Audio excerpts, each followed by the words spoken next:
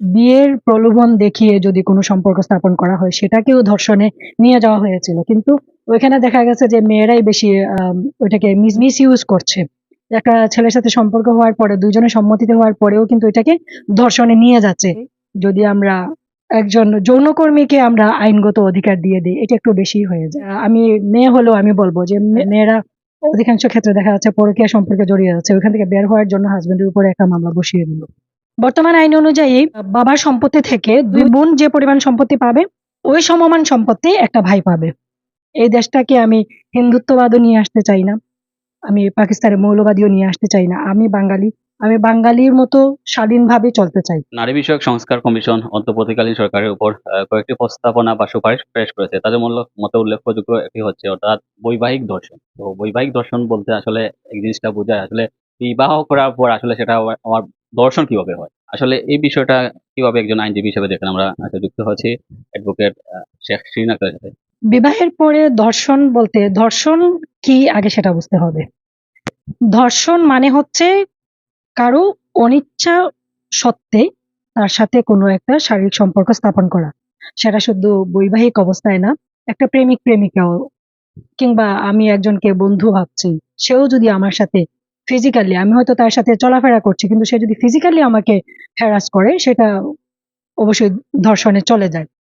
Husband ওয়াইফের ক্ষেত্রে যেটা হয় যে আমরা দেখেছি অনেক পুরুষরা আসলে বিকৃত মন মানসিকতার অনেক পুরুষরা থাকে, যারা নিজের ওয়াইফকে আসলে শুধুমাত্র ওই একটা শারীরিক সম্পর্কটাই প্রাধান্য দেয় বেশি।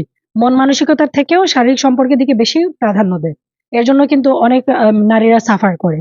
এই দিকটা বিবেচনা করে হয়তো এই আইনটা করা হচ্ছে। কিন্তু এতে করে আবার একটা প্রবলেমও ক্রিয়েট হবে। কোন প্রবলেমটা ক্রিয়েট হবে? একটা মেয়ে যখন দেখবে যে ওর হাসব্যান্ডের সাথে ওর বনিবনা হচ্ছে না, সে সংসারটা করবে না। অনেক টাকা কাবিন সে ধার্য করে এই বিয়েটা করেছে। সেক্ষেত্রে হয়তো ধর্ষণের মামলাটা যদি দেখা যায় শাস্তিটা একটু বেশি হয়, সাজাটা একটু বেশি হয়, জরিমানা বেশি হয়, সেক্ষেত্রে ওই ধর্ষণের মামলাটা বসায় দিতে পারে। এটা একটা নেগেটিভ একটা ইফেক্ট পড়বে আমাদের সোসাইটিতে। আর পজিটিভ জিনিসটা হচ্ছে যে পুরুষদেরকেও বুঝতে হবে যে আমি বিয়ে করা মানে এই নয় যে একটা নারীকে আমি নিয়ে আসছি শুধুমাত্র শারীরিক সম্পর্ক স্থাপন করার জন্য। এখানে মানসিক সম্পর্ক থাকে, বন্ধুত্ব সম্পর্ক থাকে। এবং কয়েকদিন আগে আপনারা আরেকটা জিনিস দেখেছিলেন যে আহ, বিয়ের প্রলোভন দেখিয়ে যদি কোনো সম্পর্ক স্থাপন করা হয় সেটাকেও ধর্ষণে নিয়ে যাওয়া হয়েছিল, কিন্তু ওইখানে দেখা গেছে যে মেয়েরাই বেশি ওইটাকে মিস ইউজ করছে। একটা ছেলের সাথে সম্পর্ক হওয়ার পরে দুইজনের সম্মতিতে হওয়ার পরেও কিন্তু এটাকে ধর্ষণে নিয়ে যাচ্ছে। সেম প্রবলেমটাই কিন্তু হাজবেন্ড ওয়াইফের মধ্যেও ঘটে যেতে পারে।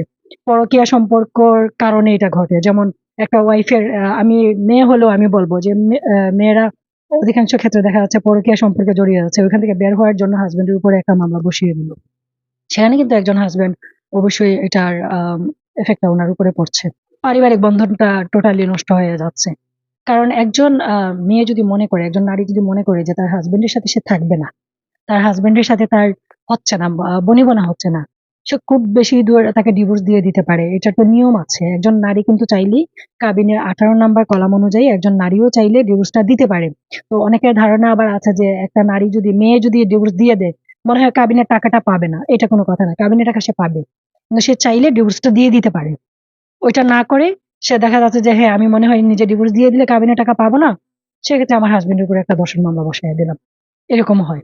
তার নিজের স্বার্থ সিদ্ধির জন্য মিস ইউজ করে। বিশেষত নারী সংস্কার বিষয়ক কমিশন আরেকটি সুপারিশ করেছে, সেটি হচ্ছে অর্থাৎ যারা যৌনকর্মী আছে তাদেরকে আসলে শ্রমিক হিসাবে গণনা করা হবে। আমি আবারও বলবো, আমাদের দেশটা যেহেতু মুসলিম অধ্যুষিত দেশ এবং এটা মুসলিম কান্ট্রি সংবিধান অনুযায়ী, এবং ওই প্রফেশনটাকে আমাদের কিন্তু শরিয়া মোতাবেক কোনো ধরনের প্রায়োরিটি দেওয়া হয়নি। সেক্ষেত্রে যদি আইনগতভাবে দেওয়া হয় তাহলে এখানে প্রথমত যে প্রবলেমটা দেখা দিবে, আমাদের দেশের মেয়েরা বেসিকলি একটু বেশি ওপেন হয়ে যাবে। কারণ এখানে একটা সাহসের ব্যাপার আছে। যখন এটাকে আইনগতভাবে একটা অধিকার দেওয়া হয়ে যায়, সেখানে মেয়েরা ভেবে নিবে যে এটা লিগাল, এই কাজটা লিগাল। তখন আমাদের যে সামাজিক অবক্ষয়, ওটা শুরু হতে থাকবে। আমরা সর্বোচ্চ একটা নারীর অধিকার নিয়ে কথা বলতে পারি।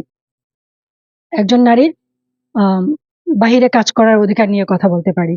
একজন নারীর পরিবারে কতটুকু সম্মান পাবে সেটা নিয়ে কথা বলতে পারি। কিন্তু একটা বিষয় যেহেতু ওইটা শরিয়া মোতাবেকও আমাদেরকে কোনো ধরনের অধিকার দেওয়া হয়নি। সেটাকে যদি আইনগতভাবে দেওয়া হয়, সেক্ষেত্রে নারীদের ভবিষ্যৎটা অন্ধকার। একদমই অন্ধকার। এবং ওই প্রফেশনটাকে এক ধরনের লিগ্যাল ভেবে এটা সমাজে খুব বাজেভাবে ছড়িয়ে যাবে। তো এটা আমি ব্যক্তিগতভাবে আমি মনে করি না এটার কোনো প্রয়োজন আছে। তার চেয়ে বরং আমি মনে করি যারা এই সমাজে অনেক অবহেলিত নারীরা আছে, তারা কাজ পাচ্ছে না। ওদেরকে অন্য কোনো কাজের ব্যবস্থা করে দেওয়া হোক। ওদেরকে এই অধিকার না দিয়ে ওদেরকে কোনো প্রশিক্ষণ দেওয়া হোক, ওদেরকে কাজের ব্যবস্থা করে দেওয়া হোক। এইটার ব্যবস্থা করা যেতে পারে। কিন্তু এটাকে লিগ্যাল কোনো আম আইনে অন্তর্ভুক্ত করাটা আমি একজন আইনজীবী হিসাবেও সেটাকে আমি অ্যাকসেপ্ট করব না। একজন নারী হিসাবেও আমি সেটাকে অ্যাকসেপ্ট করব না। আমি নারীর মূল্যায়নটা আমি এইভাবে দেখব না। আমি একজন নারীর মূল্যায়ন দেখব তার কাজের মাধ্যমে। ওই নারীকে আমি আগেও বলছি, ওই নারীকে কাজ শেখানো হোক। অনেক ধরনের কাজ শেখানো হচ্ছে। ধরেন এর আগেও অনেক নারীরা এদেরকে নিয়ে কাজ করেছেন। সেলাই কাজ শিখিয়েছেন, বিউটি পার্লারের কাজ, হ্যাঁ, বিউটি পার্লারের কাজ শিখিয়েছেন। ওদেরকে আপনি পরিশ্রমে নিয়ে আসেন। ওরা পরিশ্রম করে ওদের পাওনাটা সম্মানের সহিত ওরা বাঁচুক। কিন্তু ওইটাকে লিগ্যাল ভাবে আমাদের এই দেশটা তো বাংলাদেশ। এটা তো ইউরোপ কান্ট্রি না। এখানে তো আমরা ওইভাবে এই আইনটা করতে পারবো না। আর যেখানে এখন আমরা দেখতে পাচ্ছি একটা মেয়ে ঘর থেকে সে হয়তো একটা ভালো ড্রেস আপ করে বের হচ্ছে, কিন্তু সে মাথায় কাপড় দেয় নাই, কিন্তু সে ওড়না গায়ে দেয় নাই। এইসব জিনিস নিয়ে কিন্তু অনেক কথা হয়। এইসব জিনিস নিয়ে কিন্তু মেয়েদেরকে টিচ করা হয় এই দেশে। এইসব জিনিস না দেখে যদি আমরা একজন যৌনকর্মীকে আমরা আইনগত অধিকার দিয়ে দিই, এটা একটু বেশি হয়ে যায়। আমি বলবো যে প্রথমত একটা মেয়েকে বাহিরে কাজ করার অধিকার দেওয়া, একটা মেয়েকে তার তার মতো করে চলার, আমি শালীনভাবে তার মতো করে চলার অধিকার দেওয়া হোক। এই দেশটাকে আমি হিন্দুত্ববাদও নিয়ে আসতে চাই না, আমি পাকিস্তানের মৌলবাদীও নিয়ে আসতে চাই না। আমি বাঙালি, আমি বাঙালির মতো শালীনভাবে চলতে চাই। এখানে আমি কোনো কিছুকে অতিরিক্ত এস্টাবলিশ করতে যাব না। তখনই আমাদের মধ্যে একটা সমস্যা দেখা দিবে, যখন আমরা এটাকে ইউরোপ কান্ট্রিতে রূপান্তরিত করার চেষ্টা করব। আগে আমাদের অধিকারটা আমাদের পূর্ণ হোক, যে আমরা যে অধিকার ছিল এতদিন, সেই অধিকারটাই আমাদের আগে বজায় থাকুক। নারী বিষয়ক সংস্কার কমিশনের আরেকটি সুপারিশ হচ্ছে অর্থাৎ পৈতৃক সম্পত্তিতে অর্থাৎ নারী পুরুষের সমান অধিকার অর্থাৎ 50-50 ভাগ। দেখুন, আইনটা কিন্তু পবিত্র কোরআন শরীফ থেকে লেখা হয়েছে।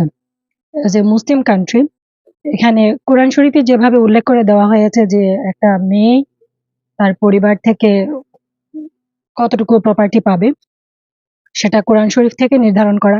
একজন মা কতটুকু প্রপার্টি পাবে, একজন ওয়াইফ কতটুকু প্রপার্টি পাবে, সেটা সম্পূর্ণই কিন্তু পবিত্র কোরআন শরীফ থেকে নেওয়া হয়েছে। সেই ক্ষেত্রে এজ এ মুসলিম কান্ট্রি এটা পরিবর্তন করাটা আমাদের জন্য খুব একটা সুফল বয়ে আনবে না, আমি মনে করি। কারণ একটা মেয়ে তার বাবার বাড়িতে একটা অংশ পাবে, এবং তার বিবাহের পরে সে তার হাজবেন্ডের ওইখান থেকেও কিন্তু একটা অংশ পায়। সেটা হাজবেন্ড জীবিত অবস্থায় হোক আর মৃত অবস্থায় হোক, ওইখানেও একটা প্রপার্টির অংশীদার সে হয়। লিস্ট সে তার সন্তানের প্রপার্টিরও একটা অংশীদার হয়। সেখানে দেখা গেছে যে বাবার বাড়ি থেকে যদি সে অর্ধেক প্রপার্টি পায়, নিয়ে যায়, সে তো তার বাবা মায়ের ভরণ পোষণের দায়িত্বটা নিচ্ছে না, ওটা নিচ্ছে কিন্তু ভাই। সেক্ষেত্রে অর্ধেক প্রপার্টি নিয়ে গেলে ওইখানে ভাইকে ঠকানো হয়ে যায়। কারণ ভাইয়ের উপরে পরিবারের দায়িত্বও থাকে, বাবা মায়ের দায়িত্বও থাকে, আবার প্রপার্টিটাও সে একটু কম পায়, স্বাভাবিকভাবে একটু কম পায়। সেই হিসাবে আমি মনে করি এজ এ মুসলিম কান্ট্রি আমরা যেটা শুরু থেকে হয়ে আসছে, আমাদের পবিত্র কোরআন শরীফ থেকে যেটা নির্ধারণ করা আছে, ওইটাতেই থাকা ভালো। ওইটা পরিবর্তন করাটা আমার কাছে যুক্তিসঙ্গত মনে হয়। বর্তমান আইন অনুযায়ী বাবার সম্পত্তি থেকে দুই বোন যে পরিমাণ সম্পত্তি পাবে, ওই সমমান সম্পত্তি একটা ভাই পাবে।